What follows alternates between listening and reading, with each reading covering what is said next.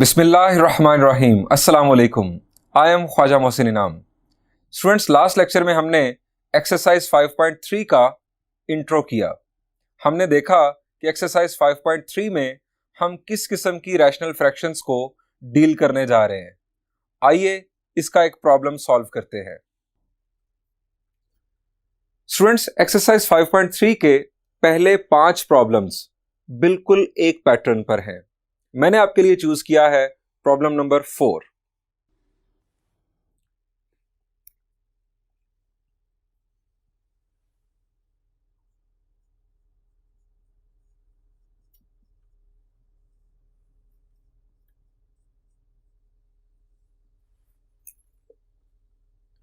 Given rational fraction है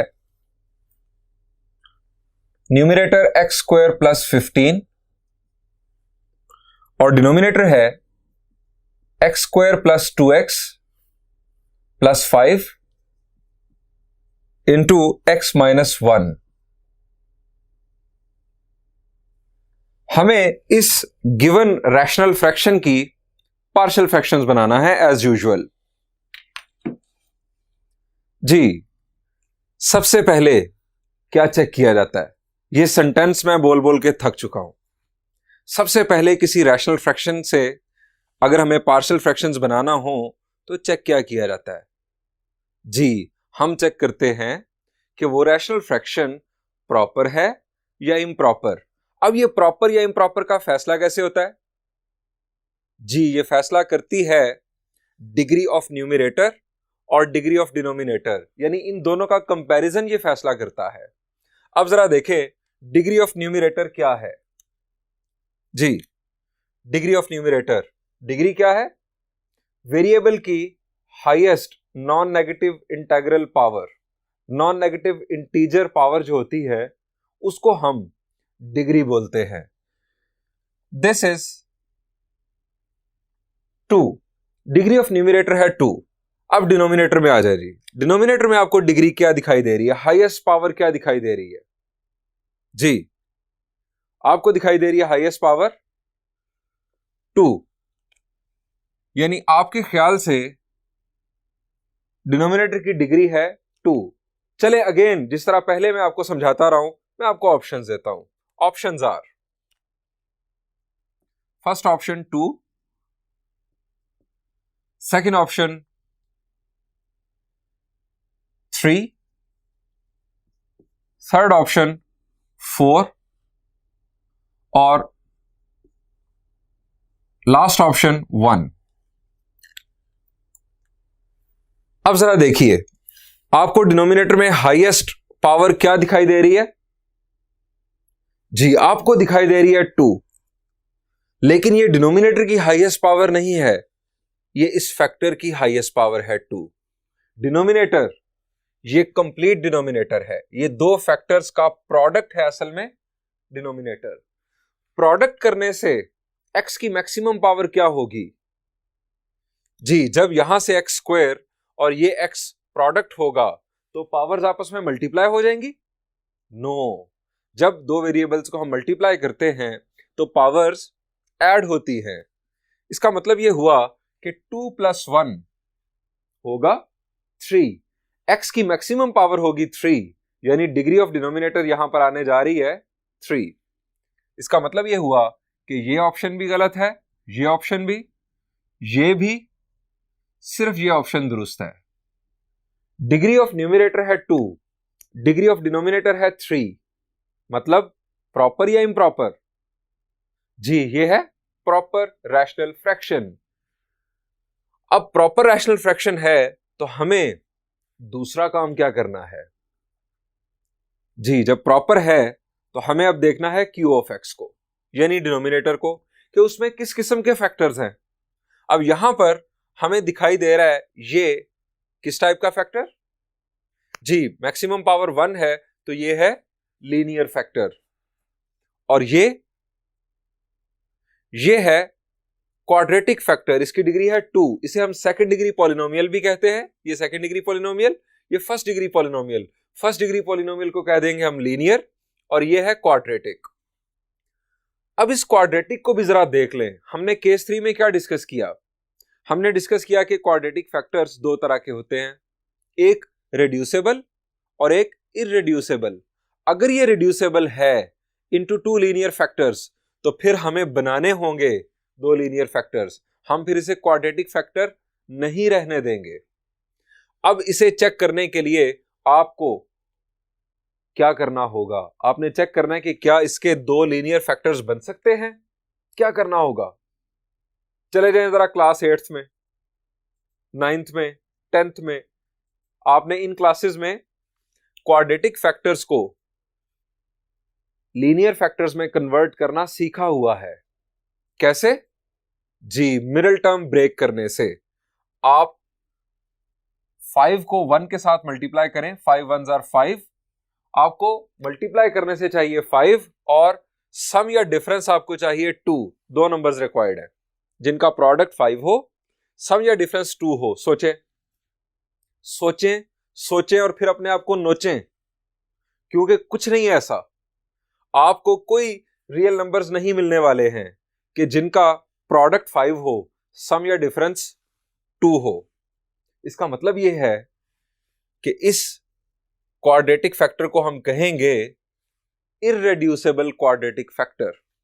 जब इररेड्यूसेबल quadratic factor आ गया तो यह है हमारा case 3 of converting rational fractions into partial fractions.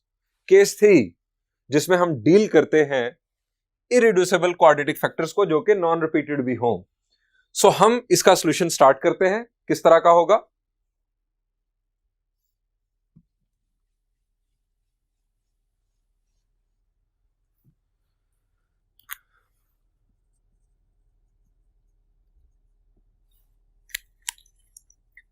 पहले तो आप बता दें कि हमें मालूम हो चुका है कि ये एक प्रॉपर रैशनल फ्रैक्शन है।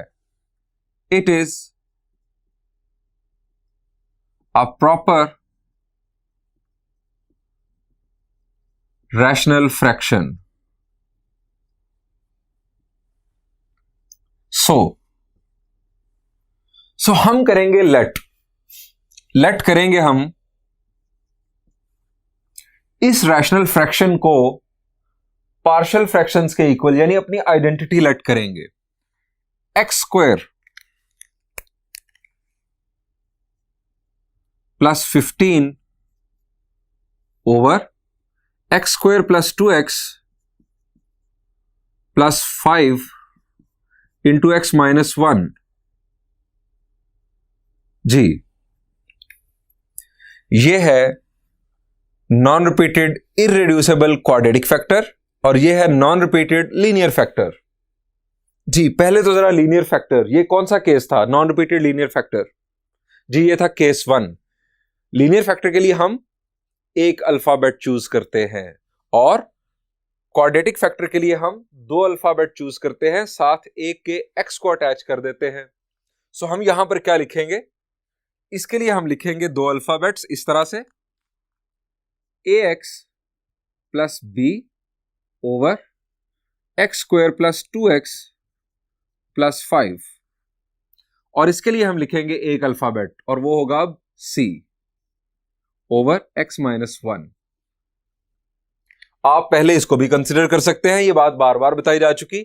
आप पहले लिख लें a ओवर x माइनस 1 और फिर लिख लें bx plus c over x² plus 2x plus 5। इससे कोई फर्क नहीं पड़ेगा, आपकी जो इधर वैल्यूज हैं अल्फाबेट्स की वो वही अपीयर होंगी। आपका जो फाइनल आंसर है वो बिल्कुल सही आएगा। इसको नाम देते हैं स्टूडेंट्स, इस इक्वेशन को 1 का। इसने ही बनना है हमारा फाइनल आंसर, यानी ये एक फ्रैक्शन, ये इसकी दो पार्शियल फ्रैक्शंस बन जाएंगी अगर a b c की वैल्यूज आ जाएं। अगले स्टेप में हम क्या करते हैं? हम एक ऐसी इक्वेशन बनाते हैं कि जिसमें हम इस डिनोमिनेटर से जान छुड़ा लेते हैं। अब डिनोमिनेटर से जान छुड़ाने का आसान तरीका, सारे डिनोमिनेटर्स को मिला लें और एक फैक्टर बना लें और उसके साथ मल्टीप्लाई कर दें सारी फ्रैक्शंस को, यानी हम इसे दूसरे अल्फाज में कहते हैं एलसीएम। आप एलसीएम जो है वो लेंगे, राइट साइड पर जो एलसीएम है वो लेफ्ट साइड पर डिनोमिनेटर के तौर पर आपको नजर आ रहा होगा और ये हमेशा होगा इस चैप्टर में। आप इसे मल्टीप्लाई कर दें multiply both sides by x square plus 2x plus 5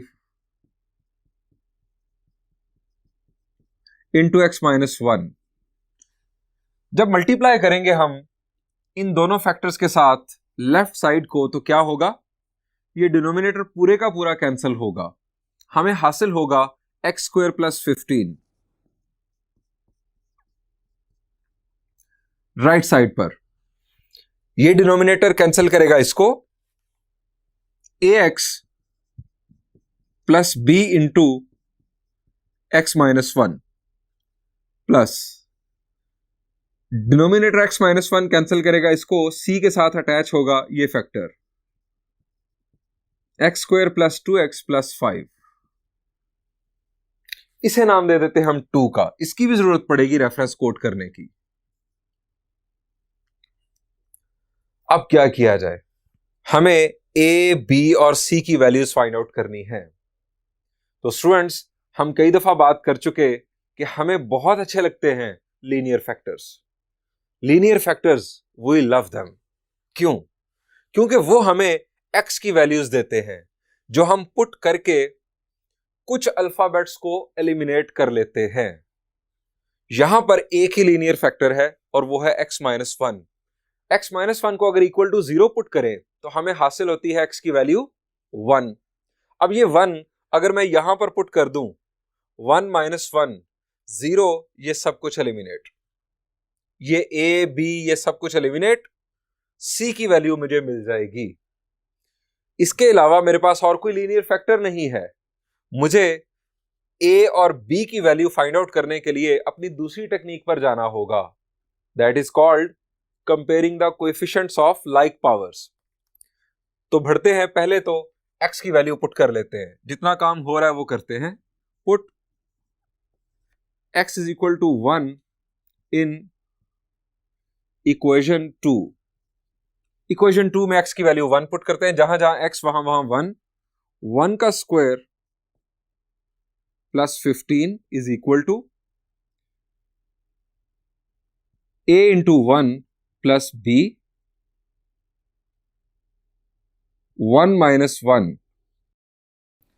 plus c 1 का स्क्वायर प्लस 2 इंटू 1 प्लस 5। अब आप सोच रहे होंगे कि पहले तो राउंड ब्रैकेट थी, मैंने एकदम स्क्वायर ब्रैकेट यूज करना शुरू कर दी। उसकी वजह यह है कि मुझे x को रिप्लेस करना था 1 से। इस रिप्लेसमेंट के लिए मैं यूज करूंगा हमेशा ब्रैकेट्स। उसका फायदा यह होगा कि हो सकता है कि आपकी x की वैल्यू नेगेटिव हो। अगर ये वैल्यू नेगेटिव होगी तो आप गलती कर सकते हैं। आप यहां पर अगर ब्रैकेट यूज नहीं करेंगे तो आप जरा सोचें कि आप लिख देंगे a माइनस 1। अगर ये माइनस 1 होता, a माइनस 1, तो ये गलत हो जाता। ब्रैकेट यूज करेंगे तो a मल्टीप्लाई हो रहा होगा माइनस 1 के साथ, जिसका रिजल्ट आएगा माइनस a। सो जब आप x की वैल्यू रिप्लेस करें तो बेहतर यह है कि आप ब्रैकेट यूज करें, अदरवाइज गलती के इम्कान बहुत बढ़ जाएंगे। अब यहां पर 1 माइनस 1 ये होगा 0, जिसकी वजह से ये सारी की सारी टर्म एलिमिनेट होने जा रही है। रिमेनिंग हम सॉल्व कर लेते हैं। 1 का स्क्वायर, जी 1 का स्क्वायर, शाबाश, वो सोचने की बात है ही नहीं। 1 का स्क्वायर 1 होता है, 15 प्लस 1 इज 16। राइट साइड पर जरा देखें तो ये तो 0 बन चुका, ये एलिमिनेट हो चुका, इसकी कबर बना दें 0 के नाम से, plus c into 1 plus 2 is 3, 3 plus 5 is 8। अब क्या होगा जी, ये 8 जो है ये डिवाइड करेगा 16 को, 16 डिवाइडेड बाय 8, तो c की वैल्यू स्टूडेंट्स क्या आ गई जी, 8 2s आर 16, c की वैल्यू आ गई 2।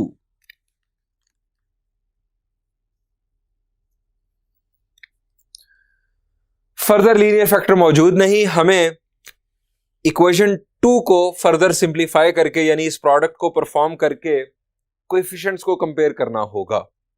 तो हम कंटिन्यू करते हैं from equation 2।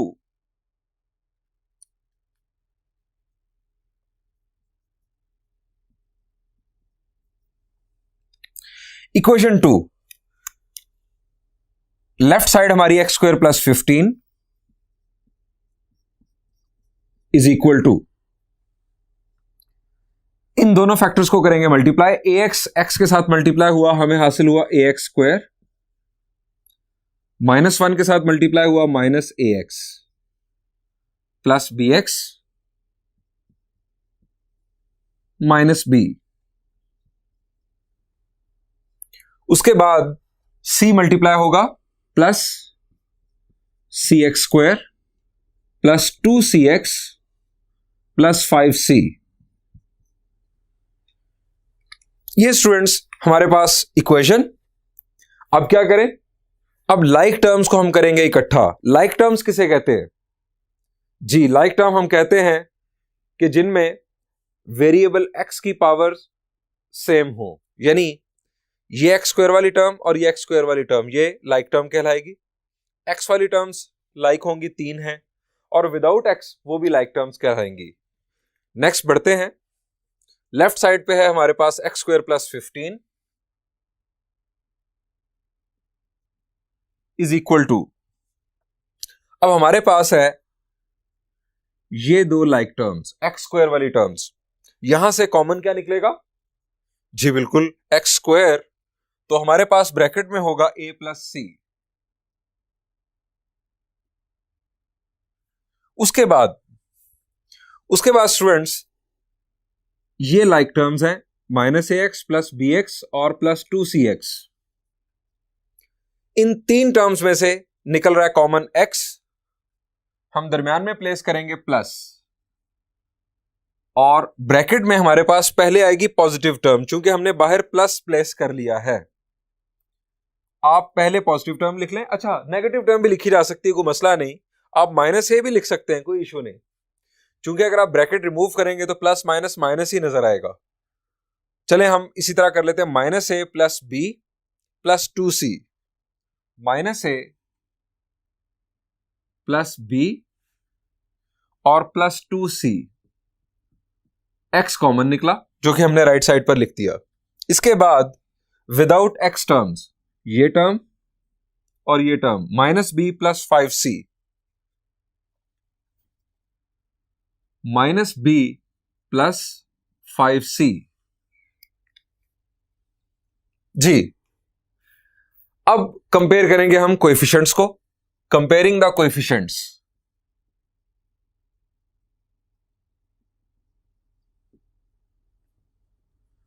Coefficients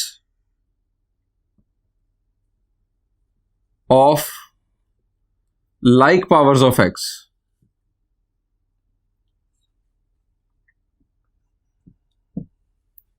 left side पर एक्स स्क्वायर का कोएफिशिएंट क्या है जी? लेफ्ट साइड पर एक्स स्क्वायर का कोएफिशिएंट है 1, राइट साइड पर एक्स स्क्वायर का कोएफिशिएंट a प्लस सी। इसका मतलब यह हुआ कि a plus C is equal to 1। अब आप राइट साइड पर अगर देखें तो x का कोएफिशिएंट भी मौजूद है, लेकिन लेफ्ट साइड पर कोई x वाली टर्म नहीं है। जब लेफ्ट साइड पर x वाली टर्म नहीं है तो हम कह सकते हैं कि 0x है। 0x का मतलब 0, यानी लेफ्ट साइड पर x का कोएफिशिएंट 0 है, तो हम इसे लिखेंगे -a plus b plus 2c is equal to 0। Left side पर कांस्टेंट है 15 और राइट साइड पर कांस्टेंट है -b plus 5c। -b plus 5c is equal to 15। इन इक्वेशंस को भी नाम दे दे, क्योंकि इन्हीं पर हमें काम करना है। हमारे नाम हो चुके हैं 2 तक, this is 3rd, 4th and 5th। अब हमारे पास जो वैल्यू मौजूद है उसका इस्तेमाल करने की कोशिश करते हैं। हमारे पास स्टूडेंट्स वैल्यू मौजूद है c की वैल्यू है 2। अब जरा देखें कि c की वैल्यू हमें क्या क्या फायदा दे सकती है। यहां जरा देखें, अगर हम c की वैल्यू पुट करेंगे 2 तो हमें a की वैल्यू मिल जाएगी, यही चाहिए थी। हमें अब b की वैल्यू चाहिए। आप आ जाएं यहां पर a की वैल्यू आ चुकी होगी पीछे से, इधर से c की वैल्यू पुट करेंगे, b की वैल्यू आ जाएगी, लेकिन यह ज्यादा बेहतर है यहां पर c की वैल्यू पुट करेंगे 2 तो हमें b की वैल्यू डायरेक्ट मिल जाएगी। यानी ये इक्वेशन b के लिए बेहतर और ये इक्वेशन a के लिए बेहतर। ये इक्वेशन हमें इस्तेमाल करने की जरूरत ही नहीं है। सो यूज करते हैं जी इन इक्वेशंस को। Put not x, c is equal to 2। इसको मिटा लेते हैं x को जो लिखा गया गलती से। ये हमारे पास वैल्यू c की 2 ये हम पुट करने जा रहे हैं। Put c is equal to 2 in equation 3। Equation 3 में c की वैल्यू 2 पुट करते हैं। a plus 2 is equal to 1। a की वैल्यू हमारे पास क्या आ रही है जी, 1 माइनस 2 विल बी -1। ये हमारे पास आ गई a की वैल्यू। अब पुट करते हैं c की वैल्यू 2 इक्वेशन 5 में। Put c is equal to 2 in equation 5। Minus b plus 5 into 2 is equal to 15। 5 2s are 10 minus b is equal to 15 minus 10। 5 2s are 10 दूसरी तरफ जाकर सब्ट्रैक्ट होगा, आप जानते हैं। 15 माइनस 10 क्या है 5, तो ये माइनस जी, शाबाश जी। फाइनल वैल्यू हमारे पास b की आ गई -5। स्टूडेंट्स हमारे पास a, b और c की वैल्यूज आ चुकी। हमें अब क्या करना है, इन तीनों वैल्यूज को इक्वेशन 1 जो बनना है हमारा फाइनल आंसर, उसमें जाके पुट करते हैं। पुटिंग वैल्यूज ऑफ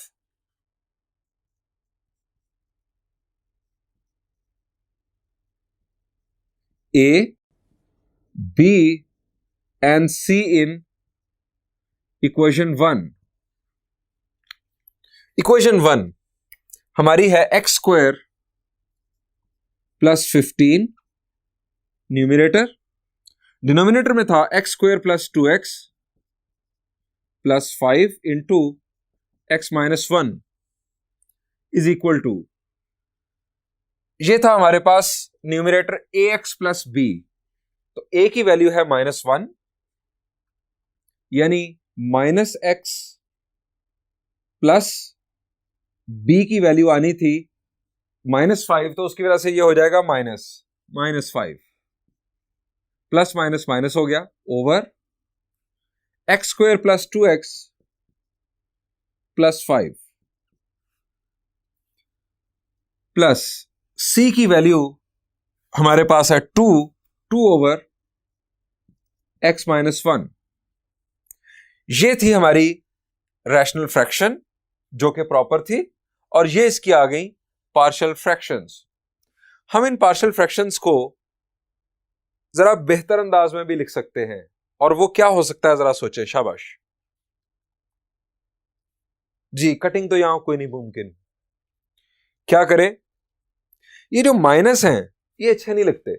माइनस जब भी आ जाए ना, तो आप माइनस कॉमन निकालकर कोशिश करें कि अपनी टर्म्स को मैक्सिमम पॉजिटिव शो करें। ये माइनस अगर हम कॉमन निकाल लें तो माइनस आ जाएगा साइड पर, यहां पर हमें प्लस साइन मिल जाएगा। तो हम पार्शियल फ्रैक्शंस को इस तरह से लिख सकते हैं, हेंस पार्शियल फ्रैक्शंस आर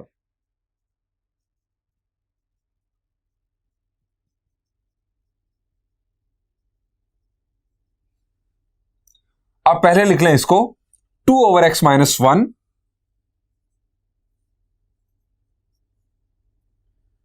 यहां से माइनस निकाला कॉमन तो वो आ जाएगा साइड पर। न्यूमरेटर में होगा x प्लस 5, माइनस कॉमन निकालने से ये यहां पर आ गया x square plus 2x plus 5। ये हमारी partial fractions, this is our final answer. Students ये था हमारा प्रॉब्लम नंबर 4। मैंने जैसे आपको बताया कि पहले 5 प्रॉब्लम्स इस एक्सरसाइज के बिल्कुल एक पैटर्न पर हैं, यानी आप फर्स्ट, सेकंड, थर्ड और फिफ्थ इस सॉल्यूशन को समझने के बाद खुद सॉल्व करें। अगेन वही मेरी बार बार बात, आप गलत करेंगे आप ज्यादा सीखेंगे। Thank you and Allah Hafiz.